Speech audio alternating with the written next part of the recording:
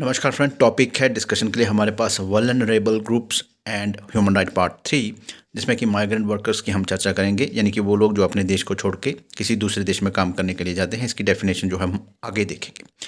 जहाँ तक बात करें आज की, तो आज एक ग्लोबल विलेज होने के कारण वर्कर्स की जो मूवमेंट है एक जगह से दूसरी जगह पर हो सकती है फास्टेस्ट ट्रांसपोर्टेशन के कारण। और इसलिए बहुत से वर्कर्स जो हैं वो एक कंट्री या दो कंट्री या ग्रुप ऑफ कंट्री को ज्वाइन करते हैं अपने देश को छोड़ के वर्किंग के लिए, काम के लिए। और इसमें ज़्यादातर वही होते हैं जो अंडर डेवलपिंग कंट्री से लोग होते हैं या फिर डेवलपिंग कंट्री से, जैसे कि हमारी कंट्री से भी बहुत सारे लोग जो है मिडिल ईस्ट में काम करते हैं। इसके साथ साथ जो वेस्टर्न कंट्री हैं या जैसे कनाडा, अमेरिका, ऑस्ट्रेलिया, न्यूजीलैंड या और कई देशों में, इटली, जर्मनी में काम करते हैं हमारे लोग जाके। तो ये उन्हीं से लेकर जो एक तरह की समस्या कह लीजिए, या एक तरह से उनका जो टॉपिक आज हम डिस्कस करेंगे। अब क्योंकि वो जो वर्कर्स हैं वो अपनी कंट्री से बाहर हैं, है ना, किसी दूसरे कंट्री में हैं, कई बार तो बहुत ज़्यादा दूर होते हैं। जैसे कि अगर अमेरिका जा रहे हैं इंडिया के जो लोग हैं, तो डेफिनेटली वो बहुत ज़्यादा कल्चरल डिफरेंसेस आ जाते हैं, लॉ को लेकर डिफरेंसेस आ जाता है, और कई तरह की जो कंडीशंस होती हैं वहाँ पर वो डिफर कर जाती हैं। तो फिर उस सिचुएशन में इस चीज़ की बहुत आशंका बनी रहती है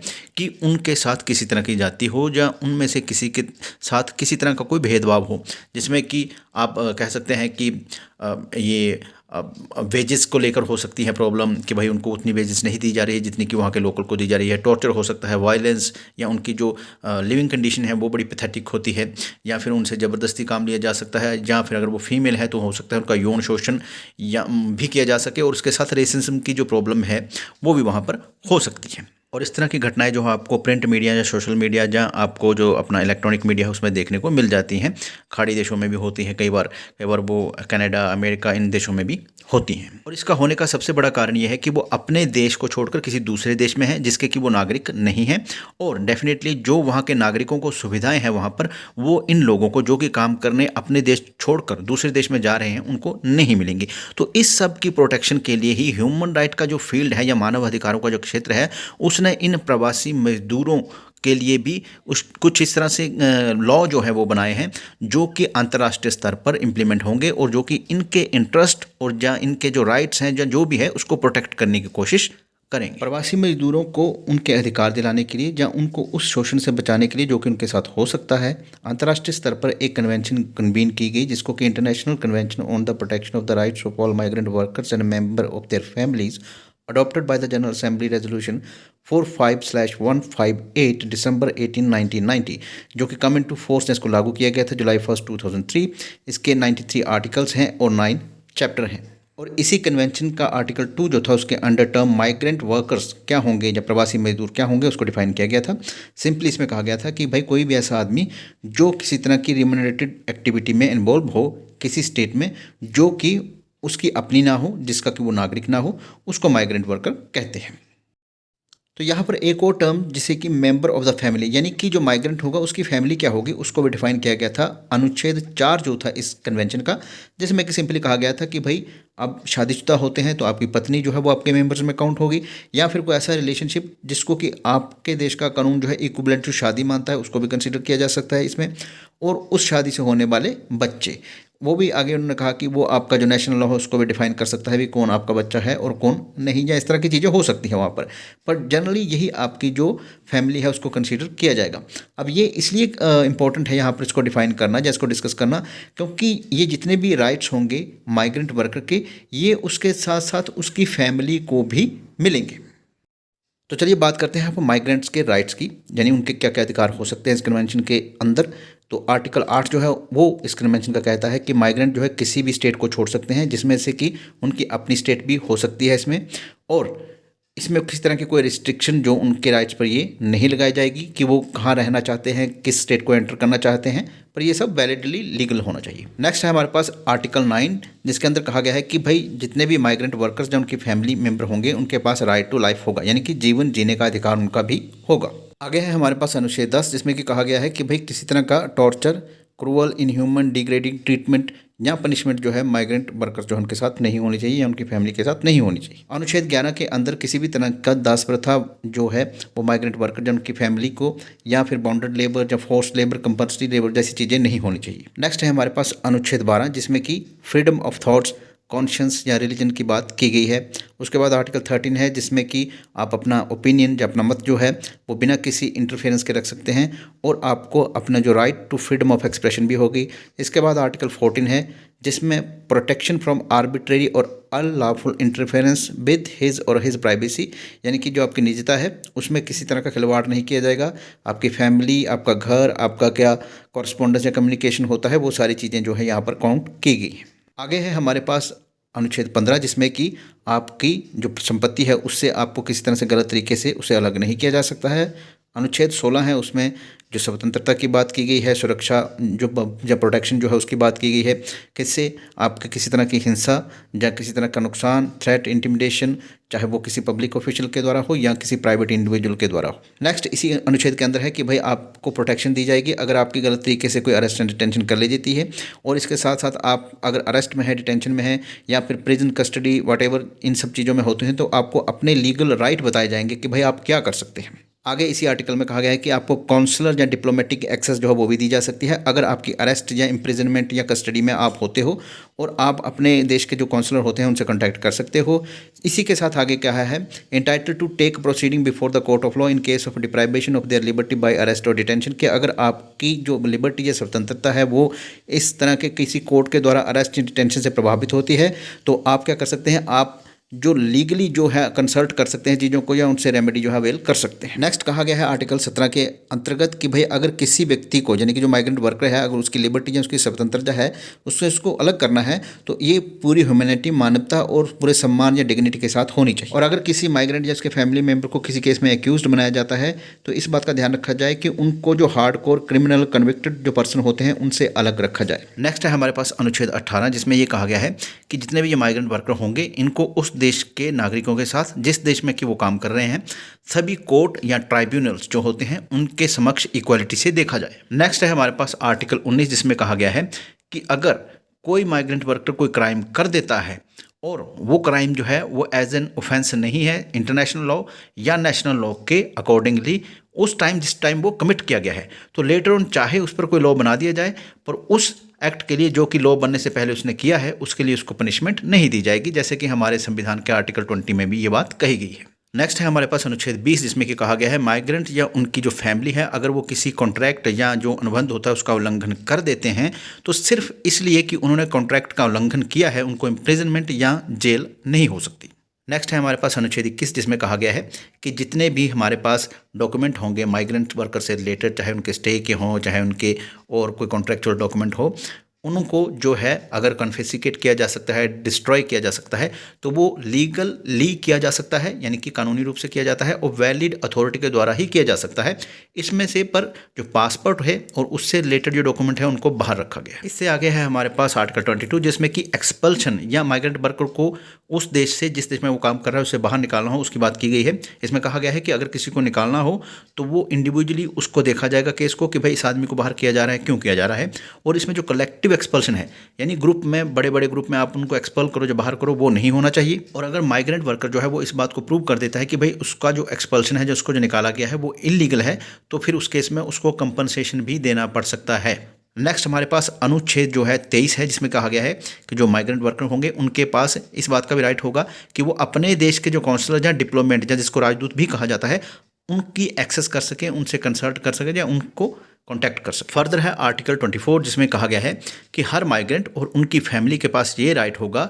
कि उनको बिफोर द लॉ है ना कानून के समक्ष जब आते हैं तो उनको रिकॉग्नाइज किया जाए, है ना, यानी कि उनके पास भी वो राइट हों जो कि दूसरे लोगों के पास हो सकते हैं कुछ हद तक, ताकि वो अपनी रेमेडी जो है वो कोर्ट में जाके अवेल कर सकें। फर्दर हमारे पास आर्टिकल 25 है जिसमें कि ये कहा गया है कि भाई जो माइग्रेंट को ट्रीटमेंट है वो इक्वल मिलना चाहिए, यानी कि जिस देश में वो गए हैं उस देश के वर्कर जो हैं उनको और माइग्रेंट उन दोनों को बराबर ट्रीटमेंट मिलना चाहिए। उनमें किसी तरह का भेदभाव उस देश के साथ नहीं किया जाना चाहिए कि भाई ये हमारे अपने सिटीजन हैं, वर्कर हैं तो इनको हम अलग से ट्रीट करेंगे और ये माइग्रेंट वर्कर हैं इनको हम अलग से ट्रीट करेंगे, इस बात से बचना चाहिए। नेक्स्ट है हमारे पास आर्टिकल 26 जिसमें कि कहा गया है कि माइग्रेंट जो वर्कर होंगे उनका ये राइट होगा कि वो जितनी भी ट्रेड यूनियन की मीटिंग या एक्टिविटी होती हैं उसमें पार्टिसिपेट कर सकें, उसमें भाग ले सकें और ये सब जो होगा वो एज़ पर द लॉ होगा। ताकि उनके जो इंटरेस्ट हैं इकोनॉमिक, सोशल या जितने भी हों उनको प्रोटेक्ट किया जा सके। आगे है अनुच्छेद 27 जो कि माइग्रेंट्स और उनकी फैमिली मेंबर जो है उनकी सोशल सिक्योरिटी की बात करता है और ये कहता है कि भाई ये जो सोशल सिक्योरिटी है ये उस देश के, जिस देश में माइग्रेंट्स रह रहे हैं या काम कर रहे हैं, उस देश के जो नागरिक हैं उनके बराबर होनी चाहिए, यानी कि किसी तरह का कोई भेदभाव इसमें नहीं होना चाहिए। नेक्स्ट है हमारे पास आर्टिकल 28 जिसमें कि कहा गया है कि माइग्रेंट यानी प्रवासी और उनकी फैमिली के पास ये राइट होगा कि वो मेडिकल केयर या एड जो है उसको भी रिसीव कर सकें ताकि वो जो अपनी लाइफ है उसको बचा सकें। अनुच्छेद 29 जो है इस कन्वेंशन का वो कहता है कि जितने भी माइग्रेंट्स के बच्चे हैं, चाइल्ड हैं, उनके पास ये राइट होगा कि वो अपना नेम और रजिस्ट्रेशन ऑफ बर्थ जो है एंड टू अ नेशनैलिटी और उसके साथ राष्ट्रीयता जो है वो भी अवेल कर सकें, उसको वो उनका एक मैटर ऑफ राइट की तरह उसको डिस्क्राइब किया गया है। यानी कि अगर माइग्रेंट किसी ऐसे देश में रह रहे हैं जहाँ के वो नागरिक नहीं हैं और वहाँ काम कर रहे हैं तो डेफिनेटली उनके बच्चे अगर वहाँ पर पैदा होते हैं तो उनको वहाँ की जो नेम मिलना चाहिए, रजिस्ट्रेशन ऑफ बर्थ होना चाहिए और वहाँ की नागरिकता भी मिलनी चाहिए। नेक्स्ट है हमारे पास आर्टिकल 30 जिसमें कि कहा गया है कि जो माइग्रेंट के बच्चे होंगे या चाइल्ड होंगे उनके पास ये भी राइट होगा कि वो एजुकेशन प्राप्त कर सकें और ये जो एजुकेशन का राइट होगा वो इक्वल होगा नेशनल के जो बच्चे होंगे, यानी कि वहाँ के रहने वाले या सिटीजन होंगे उस देश के, उनके जो बच्चे होंगे उनके बराबर ही ये राइट जो एजुकेशन का उनको दिया जाएगा। नेक्स्ट है हमारे पास आर्टिकल 31 जिसमें कहा गया है कि सभी स्टेट पार्टीज़ को जो माइग्रेंट वर्कर या उनकी फैमिली जो है उनके जो कल्चरल जो एक कह सकते हैं आइडेंटिटी है उसको रिस्पेक्ट करना चाहिए और अगर वो अपनी उस देश से यानी जिस देश से वो आए हैं उसके साथ इसका कोई लिंक रखना चाहते हैं तो वो भी उनको परमिशन होनी चाहिए। नेक्स्ट हमारे पास आर्टिकल 32 है जिसमें कि कहा गया है कि जो प्रवासी होंगे उनके पास ये भी राइट होगा कि वो अपनी जो अर्निंग है या सेविंग है उसको ट्रांसफ़र कर सकें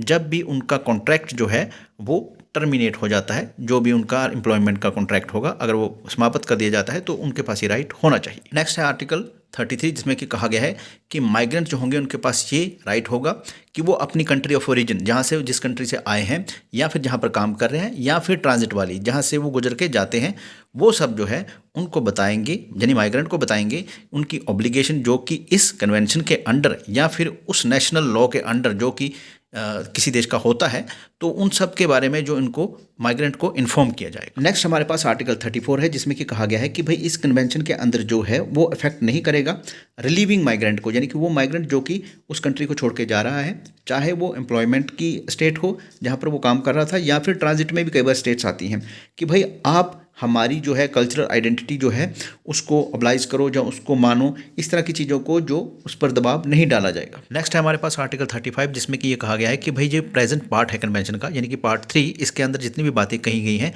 इसको इस तरह से ना इंटरप्रेट किया जाए कि भाई हम जो माइग्रेंट्स हैं या उनके जो फैमिली हैं उनको रेगुलराइज कर देंगे, है ना। तो खासकर उन लोगों को जो कि नॉन डॉक्यूमेंटेड होंगे यानी बिना डॉक्यूमेंट के होंगे या किसी और तरह की इरेगुलर पोजीशन में होंगे। इसके अलावा कुछ और भी आर्टिकल इस कन्वेंशन के अंदर हैं पर उनको हम डिस्कस नहीं कर सकते क्योंकि जो वीडियो है वो बहुत लंबा हो जाएगा। और यहाँ पर देखिए आप पार्ट 4 जो है उसमें rights of migrant workers and member of their family who are documented और इन रेगुलर सिचुएशन, ये जो है आर्टिकल 36 से लेके आर्टिकल 56 के अंदर आपको देखने को मिलेंगे।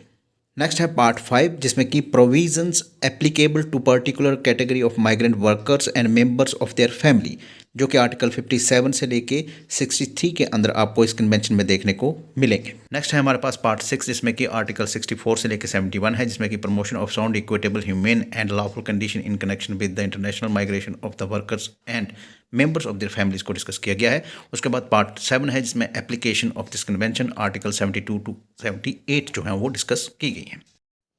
नेक्स्ट है पार्ट 8 जिसमें जनरल प्रोविज़न है जो कि आर्टिकल 79 से लेकर 84 तक है। उसके बाद है पार्ट 9 जिसमें कि फाइनल प्रोविज़न है जो कि आर्टिकल 85 से लेकर 93 तक है। नेक्स्ट है हमारे पास इम्प्लीमेंटेशन प्रोसीजर कि भाई इस कन्वेंशन में जो बातें की हैं उनको इम्प्लीमेंट किस तरह से करना है। तो इसके लिए एक कमेटी का गठन किया जाएगा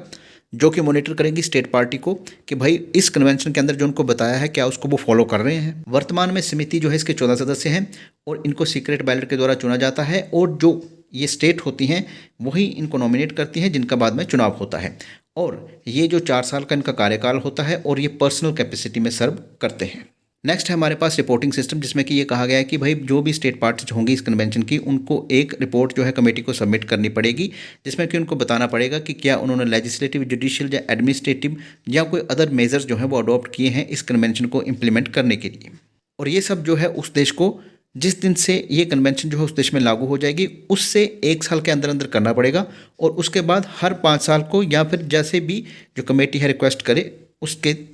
अकॉर्डिंगली करना पड़ेगा। और कमेटी जो है जब उसके पास ये रिपोर्ट आ जाती है तो वो अपने इस पर कमेंट जो है वो दे सकती है कि भाई वो क्या सोचती है इसके लिए और वापस से इसको पार्टीज़ के पास भेज सकती है। कमेटी जो है इसमें एक रिपोर्ट भी सबमिट करेगी जो कि वो जनरल असेंबली को करेगी कि भाई उसने इस कन्वेंशन को इम्प्लीमेंटेशन करवाने के लिए क्या क्या स्टेप उठाए और इसमें कोई कंसिडरेशन या रिकमेंडेशन हो तो वो भी इसमें मेंशन वो कर सकती है। नेक्स्ट है आर्टिकल 76 के अंदर इंटर स्टेट कम्युनिकेशन सिस्टम, जिसमें कि जो स्टेट पार्टी है वो रिकग्नाइज कर सकती हैं कमेटी की कॉम्पिटेंस को या उसकी जो क्षमता है उसको कि भाई कमेटी जो है इस तरह की कंसिडरेशन रिसीव कर सकती है या कम्युनिकेशन या कंप्लेंट जिसमें कि एक पार्टी दूसरी पार्टी के अगेंस्ट जो है कंप्लेंट कर सकती है कि भाई ये जो पार्टी है स्टेट पार्टी वो इस कन्वेंशन की प्रोविज़न को इम्प्लीमेंट नहीं कर रही है। हालांकि ये जो होगा वो ऑप्शनल होगा, पार्टी चाहे तो इसको अडॉप्ट कर सकती हैं, पार्टी चाहे तो इसको अडॉप्ट नहीं कर सकती। एक तरह से ये शिकायत हो जाती है एक स्टेट पार्टी की दूसरी स्टेट पार्टी के अगेंस्ट अगर कोई किसी तरह की गड़बड़ होती है। नेक्स्ट है हमारे पास इंडिविजुअल कम्युनिकेशन सिस्टम, यानी कि व्यक्तिगत रूप से कम्युनिकेशन या कंप्लेंट करना, जिसमें कि कहा गया है कि कमेटी जो है इस बात के लिए भी उसको कम्पिटेंट किया जा सकता है कि वो इंडिविजुअल की जो कंप्लेंट है उनके अपनी ही स्टेट के अगेंस्ट वो सुने कि भाई कोई स्टेट पार्टीज़ है वो अपने लोगों के राइट को वायलेट कर रही है तो वो व्यक्ति इंडिविजुअली या ग्रुप ऑफ इंडिविजुअल जो है वो भी अप्रोच कर सकते हैं। इसके लिए भी पर स्टेट पार्टी को डिक्लेरेशन करनी पड़ेगी, यानी कि स्टेट पार्टी को ये बताना पड़ेगा कि ठीक है भाई हम इस सिस्टम के अंदर जो है वो काम करना चाहते हैं। यहाँ पर जो कमेटी है उसको इस बात का ध्यान रखना पड़ेगा कि इससे पहले कि जो कम्युनिकेशन या कंप्लेंट है उसको एंटरटेन करे वो इस बात को इंश्योर कर ले कि भाई इस तरह का ये जो मैटर है जो उसके सामने आया है यही मैटर सेम मैटर कहीं और किसी इंटरनेशनल सिस्टम के अंदर पेंडिंग तो नहीं है जहाँ पर कि इसको एग्जामिन किया जा रहा है। और दूसरी चीज़ ये कि ये जो पार्टी है ये मेरे पास आई है इसने अपने कंट्री के अंदर जो भी इसको रेमेडीज़ मिल सकती हो या इसने जो भी एक्सेस कर सकता हो ये कोर्ट या ट्राइब्यूनल की वो इसने कर ली है या नहीं कर ली है।